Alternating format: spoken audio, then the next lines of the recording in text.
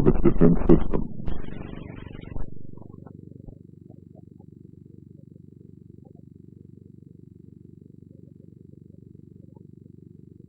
The final answer to the effectiveness of those defense systems will come only when they are tested in the skies and battlefields of a war that may never happen.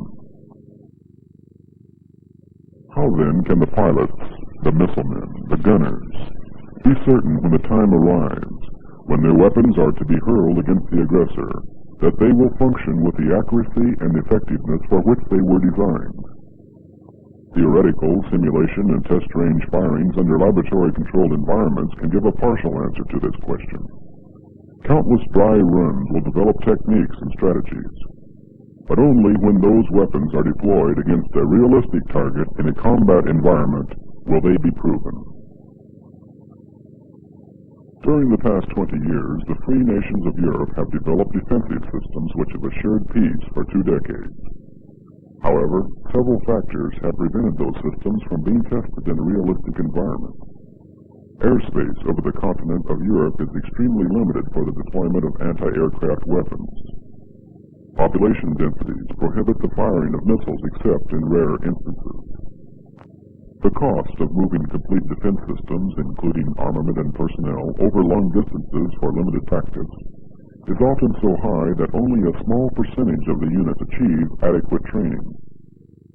Permanent target installations which incorporate launchers, track and control stations, maintenance facilities, and support equipment are not only expensive, but land for these facilities is not available in areas where systems can be exercised. As a bold, new, comprehensive answer to the problem of providing economical training for the armed forces of Europe, Teledyne Ryan, in collaboration with its European partners, proposes the use of shipboard multi-services. This concept is not without precedent, but has never been proposed on such a full scale as that planned by Ryan. Japan, faced with a similar problem, built the target ship Azuma specifically to provide targets to the Maritime Self-Defense Force in the waters off Japan. Commissioned in August of 1971, the Azuma is capable of carrying 5 flight-ready Firebee targets.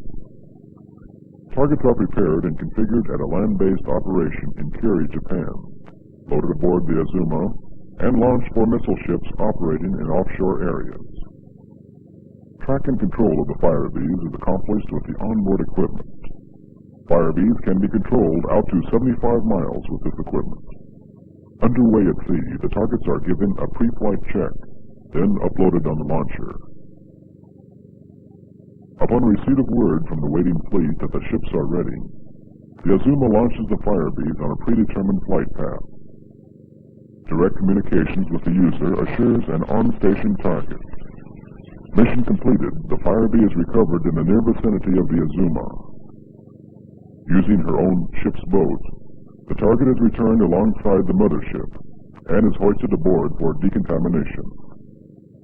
Since the inaugural flights were made in late 1971, all missions from the Azuma have been successful. The feasibility of mobile shipboard target services has been dramatically proven by the Japanese Maritime Self-Defense Force. Teledyne Ryan is exceptionally well qualified to conduct such a mobile service. During the past 20 years, the durable Firebee systems have been performing for defense weapons in all corners of the earth. From the sub-zero cold of Fort Greely in Alaska, to the tropical heat of the Panama Canal Zone, from the hostile environment of Vietnam to the shores of South Korea, thousands of flights have been flown for the U.S. Navy and Marines at the Atlantic Fleet Weapons Range in Puerto Rico. The missile systems from many nations have operated against the Firebee in the desert of New Mexico. And the Air Force fighters from around the world convene to sharpen their skills in the skies over the Gulf of Mexico. More than 18,000 missions have been flown by the Firebee systems. Under the management of skilled Ryan crews, overall reliability of the system is in excess of 95%. It is performance such as this that has led to years of satisfied repeat customers. Launching the Firebee at sea is not a new concept.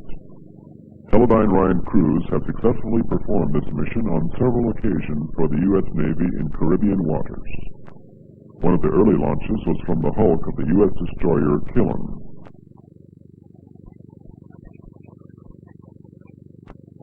Subsequent launches have been made from 65-foot air-sea rescue vehicles.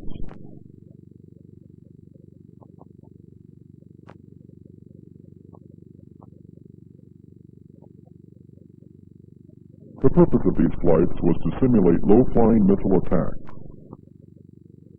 During these operations, both the Firebee and the launch boats were remotely controlled. Firebee systems have been launched from aircraft carriers at sea. The high subsonic speed envelope of the Firebee is a challenging test for all of the current missile systems. Capable of altitudes up to 60,000 feet, the Firebee operates in the environment where the action will take place. By installing the Teledyne Ryan-built radar altimeter, this target can penetrate below the radar screen, skimming the seas at 50 feet. There is no better target in existence to actually test the effectiveness of a low-altitude defense system. Installation of the improved maneuverability kit enables the Firebee to dogfight with the most skilled pilots. Pulling 5 Gs, it can execute turns at 350 knots with a radius of less than a half mile. In simulated combat exercises high over the Pacific Ocean, naval pilots have been hard-pressed to keep this elusive enemy within range of their guns and missiles.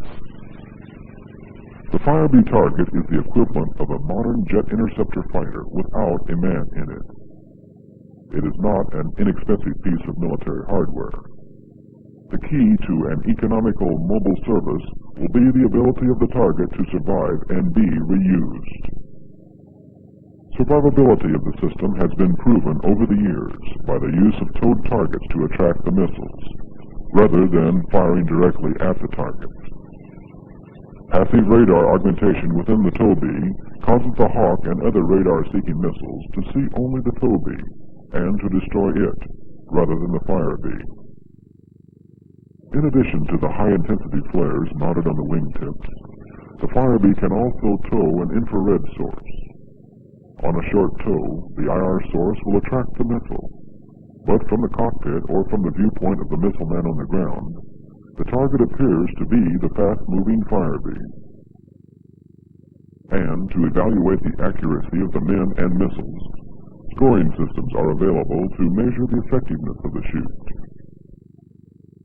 To bring this versatile threat simulation to the countries of Europe, Teledyne Ryan studied numerous approaches and has elected the shipboard concept as the most economical method.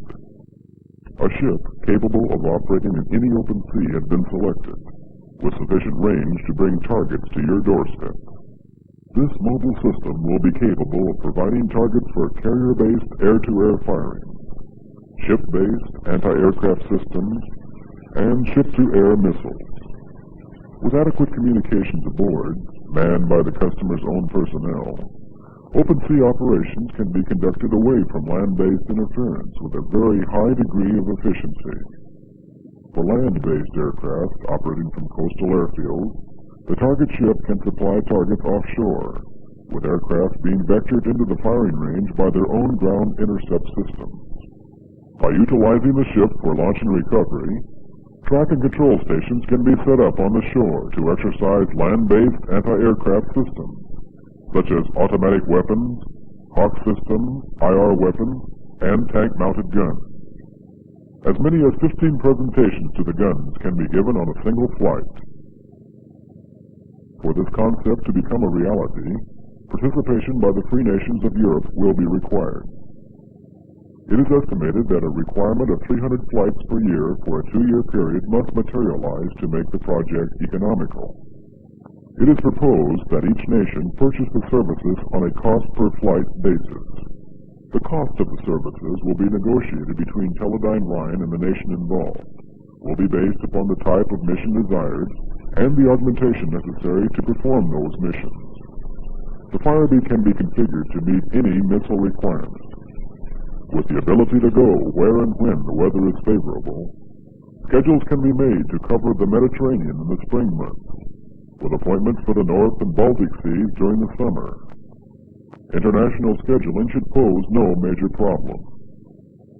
Teledyne Ryan, in cooperation with its European partners, is offering a breakthrough to the problem of limited ranges with an economical service that will keep the defense forces of those nations razor sharp and ready to meet the threat. We accept the challenge of your missiles. You name the place and time.